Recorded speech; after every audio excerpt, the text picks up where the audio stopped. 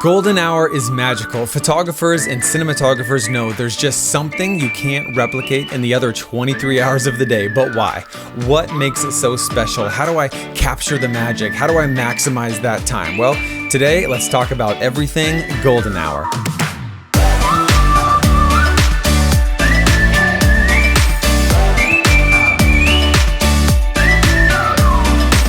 One of my first video shoots ever, I accidentally planned it around sunset, and I quickly noticed, wow, these shots are looking good. Reminder, I had no training or experience. I didn't know what golden hour was. I just knew that I liked sunsets.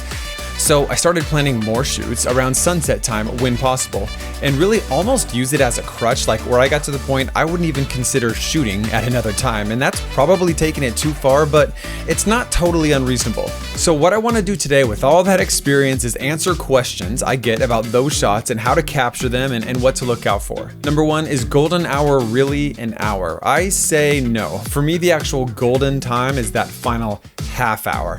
I found an hour before sunset is still too bright and too harsh, and the half hour before sunset is when we really see that softer, diffused, warmer, richer colors and light come through, which puts even more pressure on the shooter, right? Because now I'm saying, well, it's actually half the time you're expecting. Well, it's not like you can't get great shots before then, or any time of day really, but just know that it'll be easier if you wait for those final moments of sunset. And I plan for my top shots on my shot list to be during this final 20 to 30 minute window. Number two, how do you deal with lens flares? Well, I don't. I embrace lens flares and I use them as transitions or obscurations, and I just appreciate the wild flares. And though there is a time to hide them with a lens hood or your hand or whatever, I generally don't.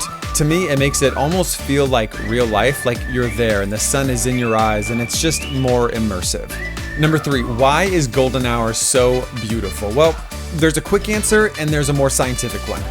The quick answer is the lighting is more warm and balanced because the sun is lower in the sky. Okay, so the more scientific one is this. In the middle of the day, the lighting is brighter and creating strong highlights and dark shadows from the sun being higher in the sky, right? Making it really easy to overexpose your subjects and have unflattering shadows and highlights. Okay, now at golden hour, the time around sunset or sunrise, the sun is lower on the horizon. So the rays of light have to penetrate through the atmosphere for a greater, longer distance, which eliminates that harshness we see earlier in the day. So it's diffused in a sense, and makes for longer shadows and more of a reddish or orange color profile. That's essentially it, since you asked. Number four, what is your favorite part about golden hour? Well, I think all of the above makes it easier just to capture beautiful images, but I think what I like about it most is the variety and diversity of style of shots I can get.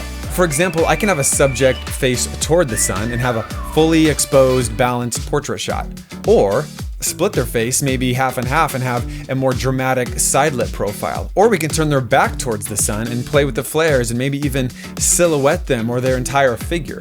The variety of exposure techniques during golden hour is just really fun to work with. So let's review. Golden hour is all about lighting because it's softer, directional, and warm.